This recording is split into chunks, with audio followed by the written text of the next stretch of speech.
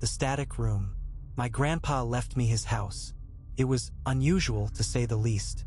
A sprawling Victorian in rural Maine, filled with antique clocks and enough taxidermied animals to populate a small museum. The weirdest part wasn't the decor. It was the TV room, a small, windowless space dedicated solely to a single ancient television set and a worn armchair. Grandpa always insisted on leaving the TV on, perpetually tuned to static. He'd say it kept things calm. I didn't question it then, chalking it up to eccentric old man behavior. I moved in last month. Everything was fine, if a little dusty and unsettling, until Tuesday night. I was working late on my laptop, the silence of the house pressing down on me. Suddenly, I heard a faint scratching sound coming from the TV room. Just static, right? That's what it should have been. But something felt different. Prickle ran down my spine. I told myself it was just the old house settling, rodents in the walls.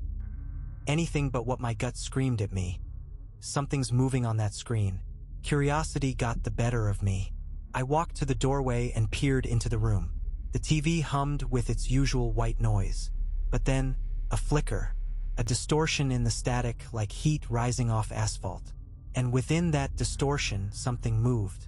It wasn't a clear image, more like an impression.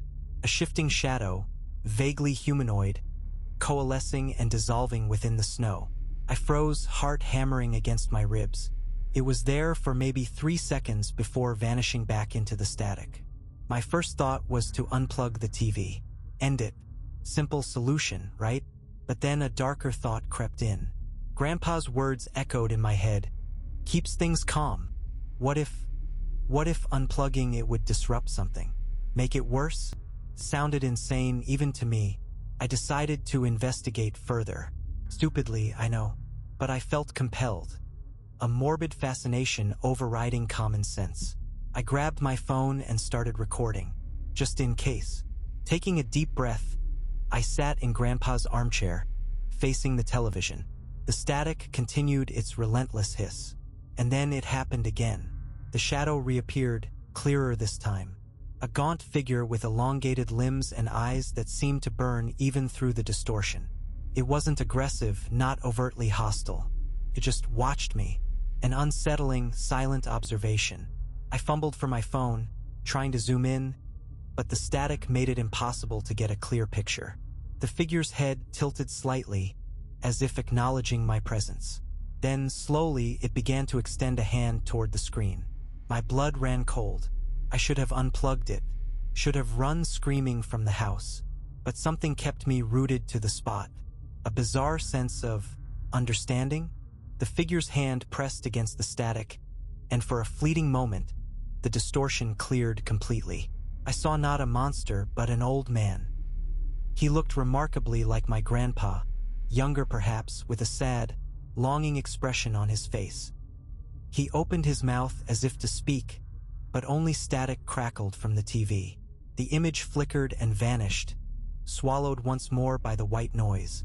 I sat there for what felt like an eternity, staring at the blank screen. The scratching sound returned, fainter this time, almost mournful. Then it hit me. Grandpa hadn't been keeping things calm. He'd been containing something, keeping a connection open to somewhere else. The realization was terrifying, but also strangely sad. I didn't unplug the TV. I couldn't bring myself to sever that link, whatever it might be. Instead, I started researching old Maine folklore, stories of lost souls and spectral echoes trapped between worlds. I found references to a similar phenomenon. Individuals who could briefly manifest through static electricity, tethered to specific locations by unresolved emotions. The more I learned, the clearer it became. My grandpa wasn't crazy. He was protecting me from something, or perhaps protecting himself. Now, every night I sit in that armchair and watch the static. Sometimes, I see him, a fleeting glimpse of my grandpa's face within the noise. He never speaks, but his eyes seem to hold a silent plea. I don't know what the future holds, or what will eventually happen when the connection fades completely. But for now, I keep the TV on, tuned to static, honoring Grandpa's strange request and accepting the unsettling truth of my inheritance. I am bound to this house, and to whatever lingers within its walls, forever. I should have unplugged it that night. I just know it.